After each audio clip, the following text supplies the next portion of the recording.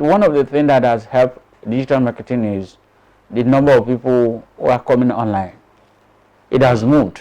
Access to online and data is becoming a little bit reduced, unlike in those days. Data is cheaper. Data is cheap now. There are more people online there now. There are more people, particularly mobile phones. So with the advent of the mobile phones, and they discover that people are now buying, and people begin to trust a little what is online than what is, and then because of time, people can sit down at their home now and make their purchases, unlike on those days that you have to travel here and there. So because of the pressure on time of people, and then as technology increases, there are possibilities.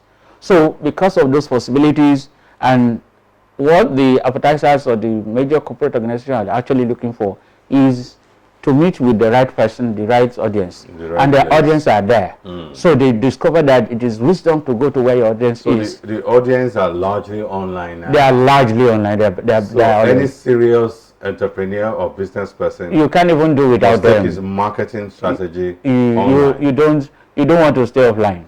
The first thing is to establish your goal. Yeah. The second thing, I'm now recapping what you have told us. The second thing is to define your target audience. Strategy. The third thing in the strategic plan is for you to know the behavior of your audience in relation to what time they come online, the messaging, to their know lifestyle and what have you. Exactly. And then the next thing is to determine what kind of message you're going to say. What form would your message take, and what platform you will utilize. So you also need to understand who are there before you and what are they doing.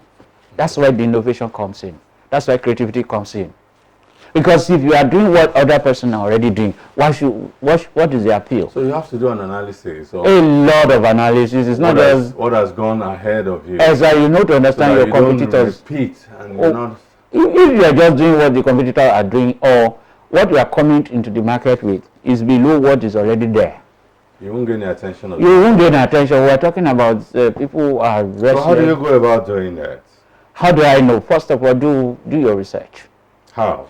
You go online. That's why I said the skill set, the person that's going to be doing this for you, or if you're going to do it by yourself, you need to learn. It's not something you just go and push money. You're just pushing money down the drain.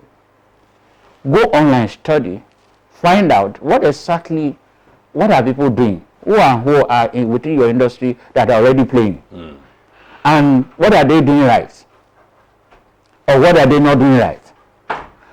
Which angle can you use to attract or to pull the market from them?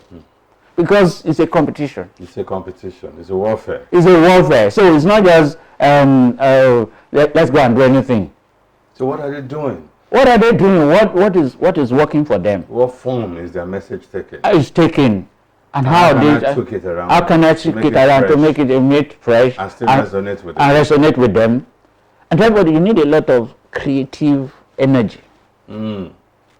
Because that's why I said you need to know how to use content, messaging, develop your ability to communicate. Because you don't want speaking or writing? Both.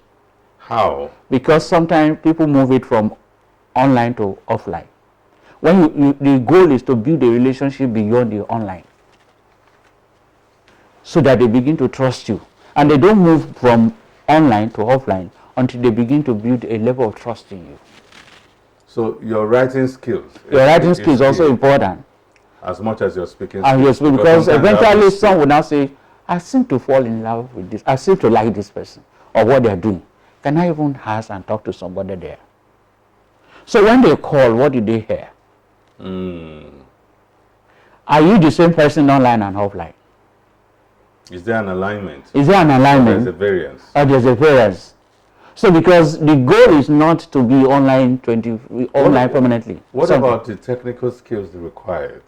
Yeah, the lot of like I said, the technical skills that you will require, you will need to understand how a search engine works. How search engines work. How it works.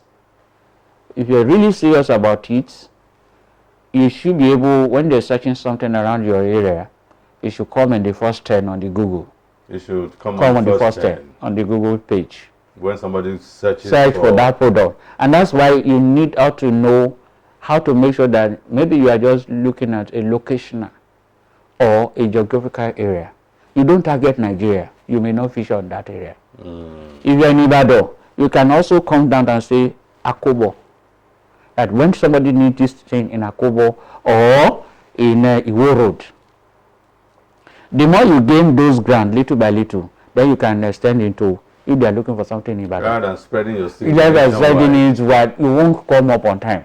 So you need to know directly how those things work. So you first of all take it from your local environment.